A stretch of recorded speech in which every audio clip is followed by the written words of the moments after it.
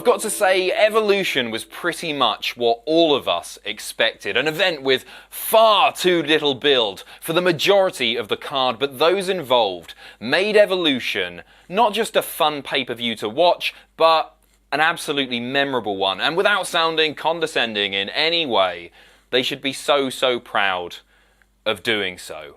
This is what happened at WWE Evolution.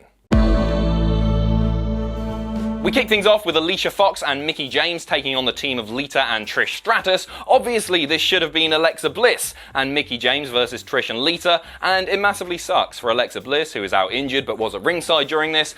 However, I'm kind of glad to see Alicia Fox take a slightly more prominent role in this show. She's been with the company for over 10 years, and I don't think she always gets the respect that she does deserve. So a fairly predictable babyface nostalgia win to kick things off, and that's totally fine, but the match was fun and props to all 4 women involved. For me, Mickie James was the match's MVP. It really felt like she was the one holding everything together, and as far as Trish and Lita go, they still look absolutely fantastic, and minor ring rust aside, they can absolutely still go. I know I've just complimented Alicia Fox, but a botch that is worth mentioning is her timing, breaking up the pin. That took away from the match just a little bit, but overall, a solid match which just served its purpose to get the crowd hyped up for the rest of the card. So it was a shame not to see Alexa properly in this match, whatever your feelings are on her booking over the last 18 months or so, and yeah, she has been booked a little bit strong. I still do think that she's a believable character, and hopefully she recovers soon.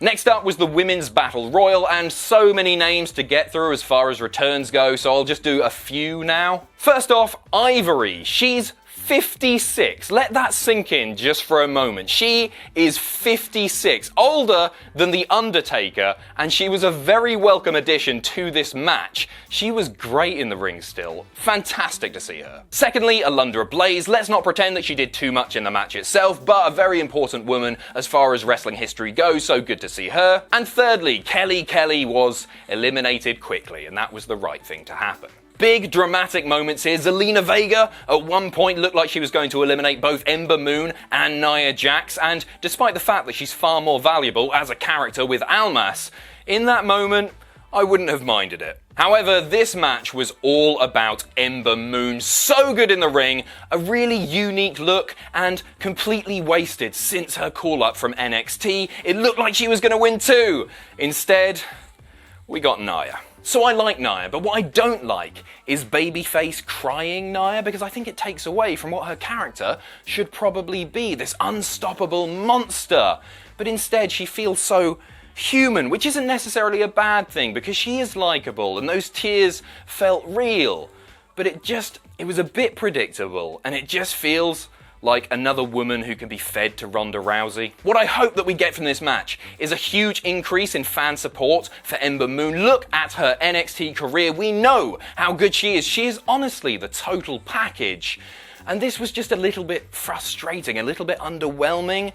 Even The Rock's mum seemed a bit disappointed, and that's saying something. So despite what I've just said, congratulations to Nia. I am genuinely happy for her, but I think the crowd agrees with me when I say that if there was ever a time to pull a trigger on a wrestler, this felt like Ember's time. And let's not pretend that this is all over for Ember Moon, because it's not. She's still got a long career ahead of her, but I just think this should have been Ember's night. Also, I'm pretty sure that they said that Nia gets a shot at the WWE title, so watch out, AJ. Next up, the final of the Mae Young Classic, Toni Storm versus Io Shirai. And I remember saying in the predictions video that this would be match of the night. It wasn't, and I think that's largely down to timing. It may sound like I'm nitpicking here, but this went 10 minutes when it should have probably gone 15. But fair play to both Toni and Io for making the most of the time that they had. What's important here is that this was a strong showing for both women, a largely back and forth contest, with both women really coming across like the stars that they truly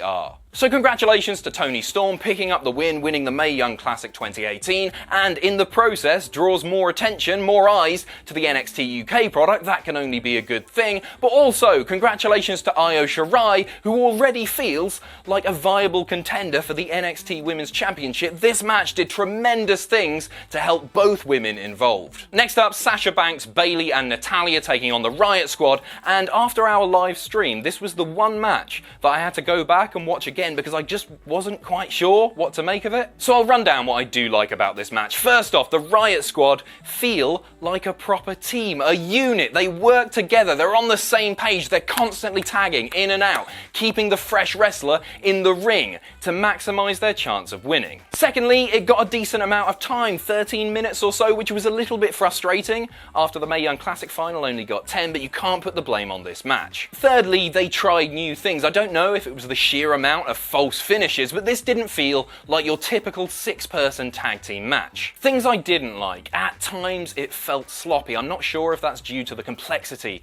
of the match itself. As I say, there were a lot of false finishes and maybe miscommunication was a little bit of an issue, but there was something about this that just didn't gel for me. Secondly, the Riott squad lost, and they always lose, and I'm fed up of them losing again and again and again. They no longer feel like any sort of threat. They've lost all credibility, and they deserve better, especially Ruby Riott, who I think is great. Thirdly, Sasha Banks looked brilliant in this match. She always does, but you know how earlier I mentioned that Mickie James was the one holding that tag match together? That was Sasha Banks' role here, and I don't want to keep going back to it, but there were enough reasons for the babyface team to lose this match, and then the Riott squad hitting big move after big move after big move, and then just kick out after kick out after kick out, and they've lost all momentum, and they just deserve better. Overall, and I guess this is the theme of the night, every woman in the match worked their arse off to make this better than it had any right to be, given the lack of build-up,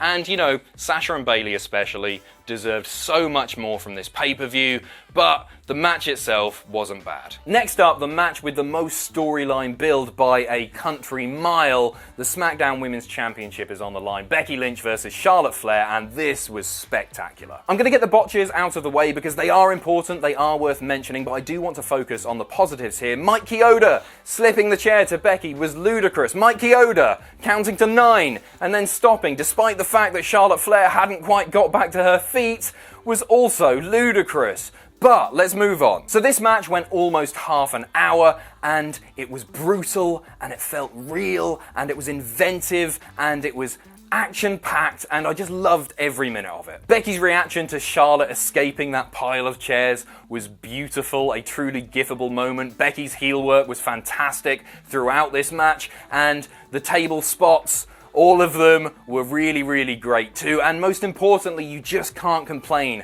about the booking at all. Becky won because she proved that she wanted it more. Charlotte still looking strong and was defeated after that huge mental powerbomb from the top through the table, and everything about this was perfect. So this feels like the end of the Becky-Charlotte story. I don't have too much of a problem with that. It's been compelling viewing for sure, but the problem now for WWE is they don't have anyone on SmackDown who feels like a viable challenger for Becky Lynch's title. They should have been spending the last 2 months building someone up, probably Asuka, but they haven't done that at all. There's nobody that feels like they're on Becky's level, so I guess tune in Tuesday night. And main event time, Nikki Bella with Brie Bella challenging Ronda Rousey for the Raw Women's title. Again, I did like this match, but I do think it had its issues. Nikki Bella spent a large portion of the match dominating Ronda Rousey when I think perhaps she should have been using shenanigans, she should have been using Brie to gain the upper hand. So that's not to say that Nikki Bella didn't use Brie Bella's help to gain the upper hand, but there were times in this match where Nikki Bella was simply out wrestling Ronda Rousey, and Ronda Rousey at times looked intimidated by Nikki Bella. That's not what I wanted from Ronda Rousey's character or this match, but at least the result was the right one. I almost feel bad about talking about how Nikki Bella is overstated as a wrestler, you know, because she wrestled a hell of a match here and she does work really well as a heel. So fair play to Nikki, who took some serious bumps in this match, and you know what I really liked about this? Ronda Rousey still is scary, she's terrifying, but she looks beatable by the right opponent, with the right strategy, and that makes Ronda Rousey's matches far less predictable and far more enjoyable to watch. So there you have it, and I'm pretty much going to finish this video the way that I started it, by saying that WWE Evolution felt like a thrown together pay-per-view. There wasn't enough storyline build across the majority of the card, and the women of the WWE deserved better. However, they absolutely shone. They proved just how talented they were from an in-ring perspective tonight was really great, and without it sounding, as I say, condescending or disingenuous, everyone involved should be really proud. Tonight was really great, and hopefully, if there's an Evolution next year, we can get a little bit more build, a little bit more story going into things. But overall, I'm a happy boy. So that's all from me. Thanks for watching, and you can follow me on Twitter here. If you enjoy what we do here at Cultaholic, you can pledge to our Patreon. That's patreon.com/Cultaholic. And most importantly, don't forget to hit subscribe and join us.